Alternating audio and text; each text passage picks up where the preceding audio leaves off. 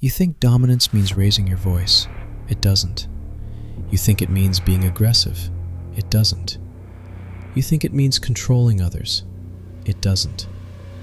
And because you think dominance is aggression, you've spent your entire life avoiding it. Being nice, being agreeable, being safe. And you call this being a good person. But here's what you won't admit. Nobody respects you. Not women. Not men. Not even yourself. Because what you think is virtue is actually just weakness, and everyone can smell it. The comfortable lie says dominance is toxic, that real men don't need it, that leading with kindness is enough. But you've tried that, and it didn't work. She didn't respect it. Your boss didn't reward it. Your friends didn't admire it. Because there's a truth about dominance nobody wants to say out loud. A truth that makes people uncomfortable. A truth that contradicts everything you were taught. Here it is. Dominance is not aggression. Dominance is power so natural it doesn't need to prove itself.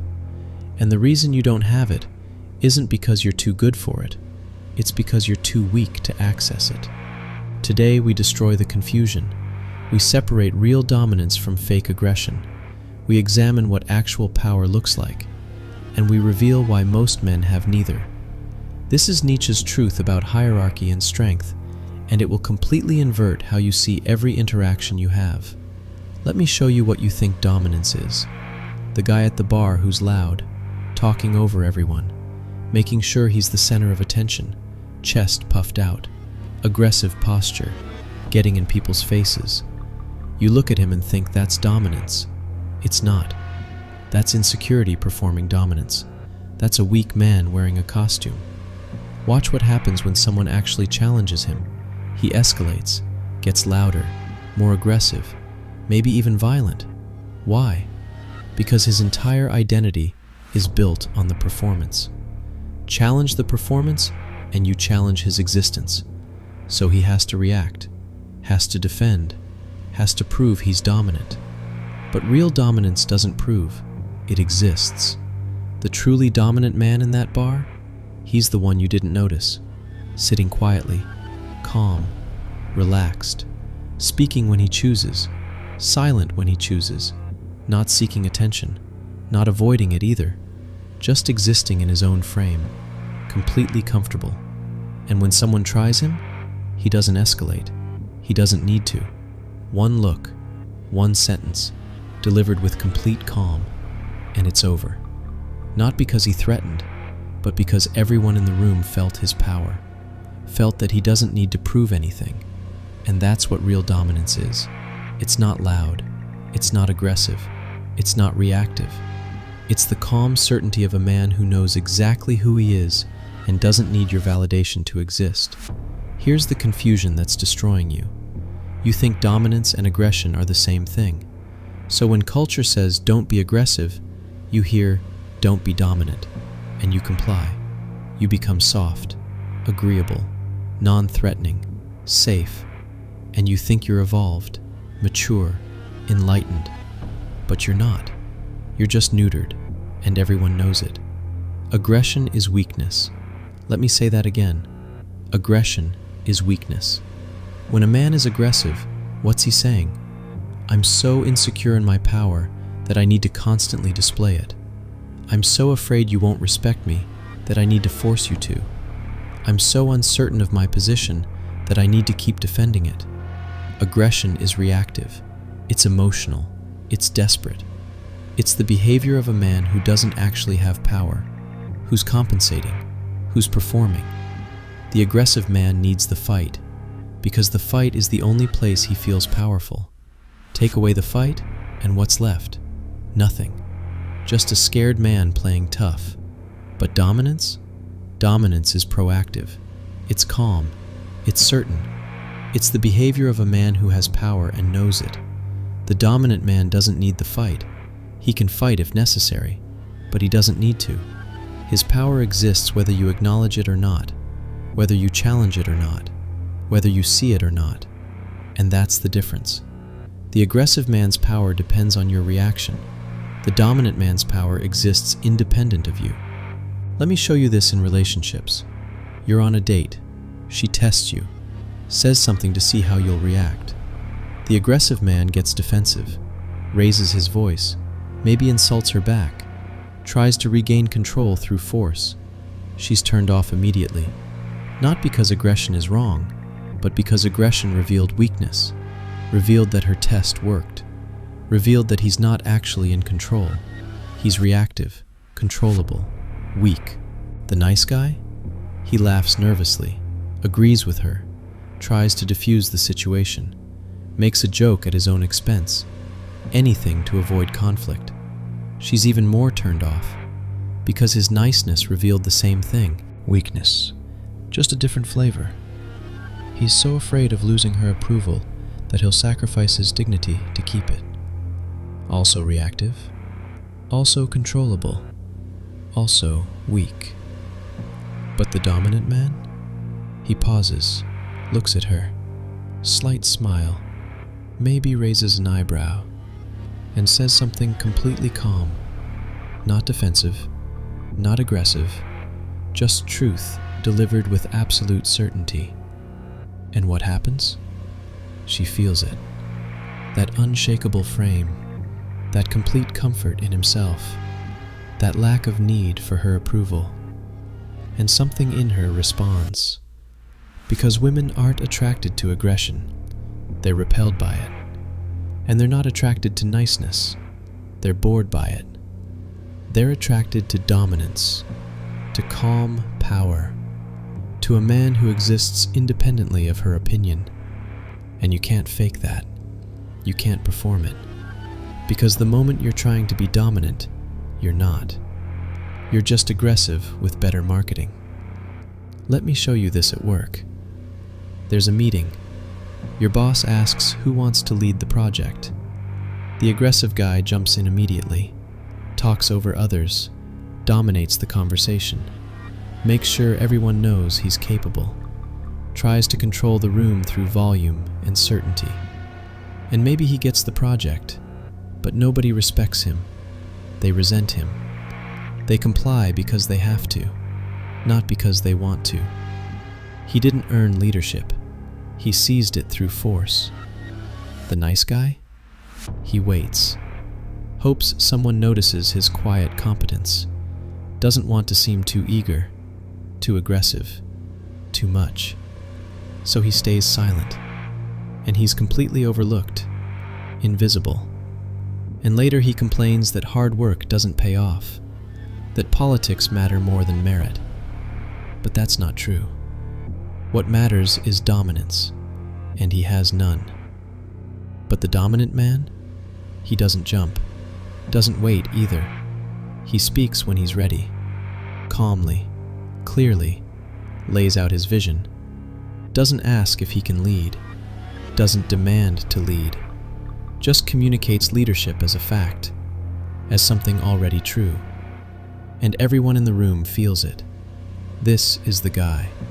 Not because he was loudest, not because he was nicest, because he was most certain, most calm, most clearly in command of himself. And people follow men who are in command of themselves, not men who are trying to command them. Here's what dominance actually looks like in daily life. You walk into a room. The aggressive man scans for threats, for challenges, for anyone who might not respect him. He's tense, ready, looking for the fight. The nice guy scans for approval, for friendly faces, for acceptance. He's anxious, hoping, looking for safety. The dominant man doesn't scan. He enters, comfortable in his body, taking his space, not seeking anything, not avoiding anything, just existing, fully, completely, and people notice. Not because he demanded their attention, but because authentic power draws the eye. You're in a conversation. Someone disagrees with you. The aggressive man attacks, gets louder, more forceful, needs to win the argument, needs you to submit. The nice guy backs down, agrees, anything to maintain harmony, to avoid conflict, to to stay safe. The dominant man holds his position, calmly, without attachment. Someone disagrees with you. The aggressive man attacks, gets louder, more forceful, needs to win the argument, needs you to submit. The nice guy backs down, agrees, anything to maintain harmony, to avoid conflict, to stay safe. The dominant man holds his position, calmly, without attachment. This is what I believe. You're free to believe something else. I don't need to convince you. I don't need you to agree. I'm fine either way. And that's what ends it. Not the loudest voice, not the most agreeable, the most certain. Someone disrespects you. The aggressive man retaliates, immediately, loudly, needs to restore his position through force. The nice guy accepts it, laughs it off, pretends it didn't hurt, anything to avoid confrontation. The dominant man simply looks at them. No anger, no hurt, just calm acknowledgement, and then sets the boundary. That doesn't work for me. Don't do it again. Not a threat, not a plea, just a fact. And because it's delivered with complete calm and certainty, it lands. The disrespect stops. Not because he fought, because he didn't need to.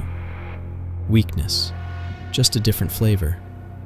He's so afraid of losing her approval that he'll sacrifice his dignity to keep it. Also reactive, also controllable, also weak. But the dominant man? He pauses, looks at her, slight smile, maybe raises an eyebrow, and says something completely calm, not defensive, not aggressive, just truth delivered with absolute certainty. And what happens? She feels it. That unshakable frame, that complete comfort in himself, that lack of need for her approval. And something in her responds. Because women aren't attracted to aggression. They're repelled by it. And they're not attracted to niceness. They're bored by it. They're attracted to dominance, to calm power, to a man who exists independently of her opinion. And you can't fake that. You can't perform it. Because the moment you're trying to be dominant, you're not. You're just aggressive with better marketing. Let me show you this at work. There's a meeting. Your boss asks who wants to lead the project. The aggressive guy jumps in immediately, talks over others, dominates the conversation, makes sure everyone knows he's capable, tries to control the room through volume and certainty. And maybe he gets the project, but nobody respects him. They resent him. They comply because they have to, not because they want to. He didn't earn leadership. He seized it through force. The nice guy? He waits. Hopes someone notices his quiet competence. Doesn't want to seem too eager, too aggressive, too much. So he stays silent, and he's completely overlooked, invisible. And later he complains that hard work doesn't pay off, that politics matter more than merit. But that's not true. What matters is dominance, and he has none. But the dominant man? He doesn't jump, doesn't wait either. He speaks when he's ready, calmly, clearly, lays out his vision, doesn't ask if he can lead, doesn't demand to lead, just communicates leadership as a fact, as something already true, and everyone in the room feels it. This is the guy. Not because he was loudest, not because he was nicest, because he was most certain, most calm, most clearly in command of himself. And people follow men who are in command of themselves, not men who are trying to command them. Here's what dominance actually looks like in daily life. You walk into a room. The aggressive man scans for threats, for challenges, for anyone who might not respect him. He's tense, ready, looking for the fight.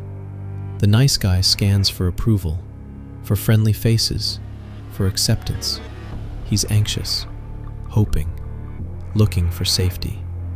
The dominant man doesn't scan.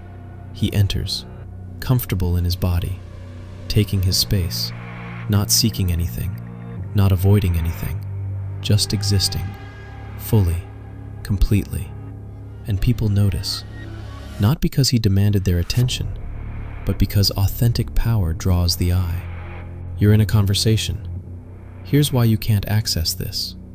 You think you have to choose between nice and aggressive, between doormat and asshole, between weakness and toxicity. So you pick nice because at least it's morally acceptable. At least you're not hurting anyone. At least you're good. But that's a false choice. Dominance isn't aggression. It's the third option you didn't know existed. It's strength without reactivity, power without force, leadership without control. But you can't perform your way into it. You can't fake it until you make it. Because dominance isn't behavior, it's state. It's who you are when nobody's watching. And you can't pretend to be someone you're not. The aggressive man is pretending he has power by performing strength. But inside he's terrified of being exposed, of being challenged, of losing his carefully constructed image. So he has to keep performing, keep proving, keep fighting, exhausting. The nice guy is also pretending he doesn't want dominance, that he's above it, that being agreeable is a choice. But inside he's also terrified of conflict, of rejection, of standing alone. So he has to keep pleasing, keep agreeing, keep shrinking, also exhausting.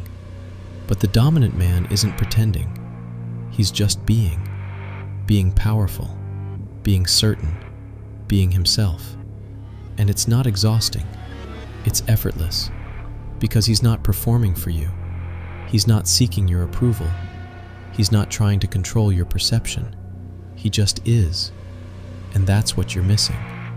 You're so busy trying to appear a certain way that you never develop the actual power underneath. So here's what most men do wrong. They try to develop dominant behaviors, stand up straighter, make more eye contact, speak with more authority, lower their voice, take up more space. And these things can help, but they're not dominance. They're the shadow of dominance. And if you're doing them without the internal state, everyone can tell.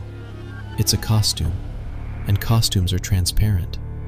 You can't behave your way into dominance. You have to build your way into it. Here's what that actually means. You get strong, physically strong.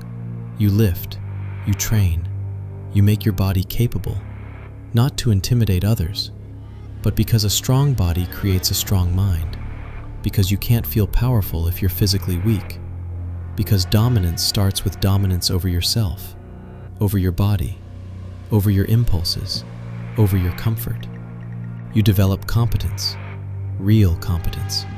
You get good at things, you build things, you create value. Not for approval, but because competent men don't seek validation. They don't need to. Their results speak. And when you have real competence, you stop needing to prove it. You just know it, and everyone else feels it. You face your fears, all of them. The fear of rejection, the fear of conflict, the fear of standing alone. You walk directly into what scares you, and you do it so many times that it stops scaring you. And when you're no longer afraid, you're no longer reactive. And when you're not reactive, you're dominant. You stop seeking approval from anyone, women, men, family, culture. You audit every behavior, every word, every choice. And you ask, am I doing this because I want to, or because I need their approval? And if it's approval, you stop. You cut it out. You become comfortable being disapproved of, being misunderstood, being judged. And when their opinion stops mattering, you become free. And freedom is dominance. Here's what happens when you actually develop this. You stop trying. You stop performing. You stop seeking. You just exist. And people respond. Women are attracted. But you're not trying to attract them. so it doesn't change you. Men respect you, but you're not seeking their respect, so it doesn't validate you. Opportunities come, but you're not desperate for them, so you choose freely. You walk into rooms differently, not because you're trying to dominate the room, but because you're dominant in yourself, and that radiates. You handle conflict differently, not because you're trying to be calm, but because conflict doesn't threaten you. Your power exists regardless. You lead differently, not because you're trying to control others, but because you're in complete control of yourself. And people naturally follow those who have that. And here's the paradox. The less you try to be dominant, the more dominant you become. Because trying reveals need, and need reveals weakness. But when you stop trying, when you stop needing, when you just are, that's when you finally access real power. Not power over others, power over yourself. And that's what dominance actually is. Self-dominance expressed outward.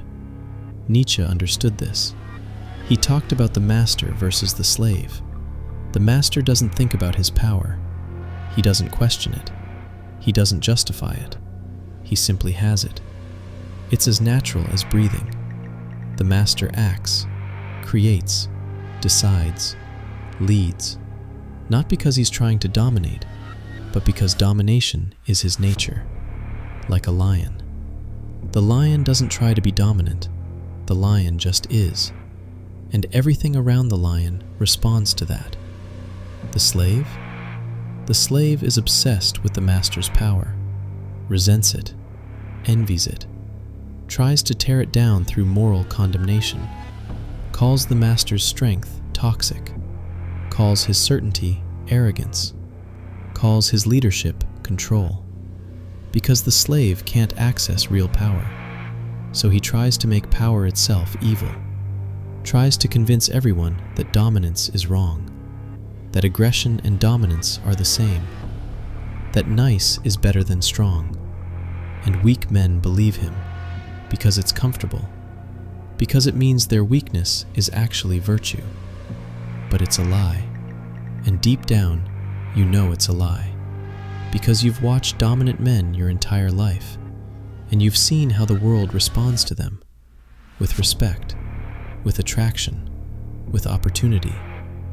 And you've watched nice men, and you've seen how the world responds to them, with pity, with exploitation, with indifference. The world doesn't reward niceness, it rewards power. And you can moralize about it, or you can accept it and develop power. Here's the uncomfortable truth nobody wants to say. You're not avoiding dominance because you're good.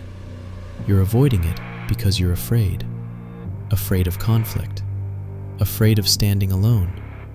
Afraid of being judged. Afraid of being called toxic or aggressive or problematic. So you hide behind niceness, behind agreeableness, behind being the good guy. And you tell yourself it's a choice, that you could be dominant, but you choose not to be. But that's not true. You can't be dominant, because dominance requires courage, and you don't have it. Dominance requires certainty, and you don't have it. Dominance requires the willingness to stand alone against the crowd, and you don't have it. So you perform niceness, and you resent everyone who has what you don't. You resent the aggressive guy even though he's also weak. You resent the dominant guy and call him lucky or an asshole. You resent women for being attracted to what you can't provide. You resent your boss for promoting the guy who claimed authority. You resent everyone. But the person you should resent is yourself, for choosing comfort over power, for choosing approval over authenticity, for choosing the cage over the mountain. So here's your choice. You can keep being nice, keep being safe, keep avoiding dominance because you've confused it with aggression, and you can stay exactly where you are, invisible, overlooked, tolerated but not respected. Or you can build real power. Get strong. Get competent. Face your fears. Stop seeking approval and become dominant. Not loud, not aggressive, not controlling. Just powerfully, calmly, certainly yourself. And yes, people will call you arrogant, toxic, too much. Let them. Their words are meaningless. They're just trying to pull you back into the herd, because your dominance threatens their comfortable mediocrity, and they can't handle it. But you don't need them to handle it. You don't need their permission. You don't need their approval. You just need you and your decision. Right now. Do I stay weak and call it virtue? Or do I build power and stop apologizing for it? The uncomfortable truth about dominance is this: it's not what you think it is. It's not aggression. It's not toxicity. It's not control. It's calm, certain, authentic power. And you don't have it. Not because you're too good for it, but because you're too scared to build it. Stop being scared. Start building. The world doesn't need more nice men. It needs more dominant ones. If this made you uncomfortable, good. That means you felt the truth of it. Most men will watch this and do nothing. They'll agree, they'll nod, then go right back to performing niceness and wondering why it doesn't work. Don't be them. If you want to build real dominance, the kind that doesn't need to prove itself, subscribe. This channel doesn't teach you to perform. It teaches you to become. Drop a comment. What's one area where you've been confusing niceness with strength? Let's call it out. The first step to dominance is honesty.